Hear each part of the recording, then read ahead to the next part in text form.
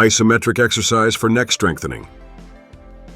First இந்த மாதிரி நேரம் கம்ஃபர்டபுளாக உட்காந்துக்கிட்டு கழுத்தை லெஃப்ட்டு ரைட்டு திருப்பணும், மேலே கீழே பண்ணணும். இந்த மாதிரி பண்ணும் பொழுது மசில்ஸ் எங்கேயா டைட்னஸ் இருந்துச்சுன்னா அது நல்லா ரிலீஸ் ஆகிடும். அதுக்கப்புறம் சைடுலேயும் கழுத்தை அசைச்சு கொடுக்கணும். அசைச்சு கொடுத்திங்கனாலும் உங்களுக்கு ஷோல்டரில் இருக்கிற மசில்ஸ்லாம் நல்லா ஃப்ரீனஸ் கிடைக்க ஆரம்பிக்கும். அதே மாதிரி ஷோல்டர் மேலே கீழே தூக்கி இறக்கணும். இந்த மாதிரி பண்ணும் பொழுது அங்கே இருக்கிற டைட்னஸ்லாம் நல்லா ரிலீஸ் ஆகும். நெக்ஸ்ட் என்ன பண்ணுறீங்கன்னா, இடது கையை உங்கள் நெத்தியில் வச்சுட்டு லைட்டாக கழுத்தை முன்னாடி குனிகிற மாதிரி கொண்டு வந்து கையில் அழுத்தம் கொடுத்து பின்னாடி தள்ளுற மாதிரி பண்ணணும். இந்த மாதிரி பண்ணும் பொழுது உங்களுக்கு அங்கே ஸ்ட்ரென்த்தனிங் நல்லா கிடைக்கும். இது 5 to 10 செகண்ட்ஸ் பண்ணுறீங்க.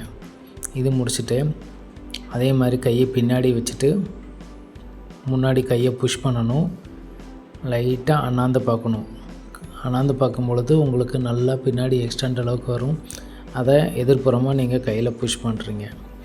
இது முடிச்சுட்டு கையை வந்துட்டு இடது கையை வந்துட்டு இடது கை தலை ஓரமாக வச்சுக்கிட்டு லைட்டாக சாய்க்கணும். அதுக்கு ஆப்போசிட்டில் வந்துட்டு கையில் ப்ரெஷர் கொடுத்து முன்னாடி அந்த ஆப்போசிட் தள்ளணும். இந்த மாதிரி தள்ளும் பொழுது வந்து பார்த்திங்கன்னா உங்களுக்கு லெஃப்ட் சைடு இருக்கிற மசில்ஸ்லாம் நல்லா ஸ்ட்ரென்த்தனிங் கிடைக்கும்.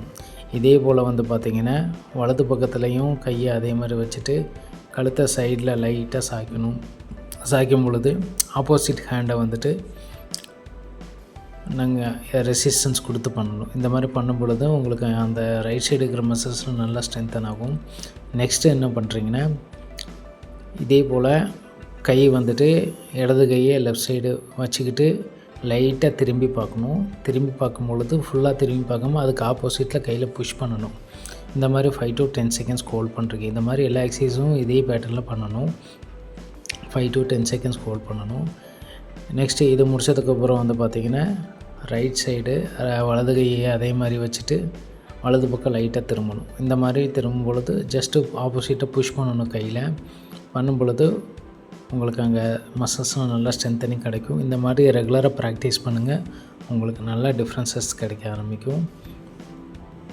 இந்த மாதிரி முடிச்சதுக்கப்புறம் வார்ம் அப் பண்ணிவிட்டு ரிலாக்ஸ் பண்ணி முடிச்சிருங்க. இதை ஷேர் பண்ணுங்கள் உங்கள் ஃப்ரெண்ட்ஸ்க்கு. நீங்களும் ரெகுலராக ப்ராக்டிஸ் பண்ணுங்கள். Thank you so much.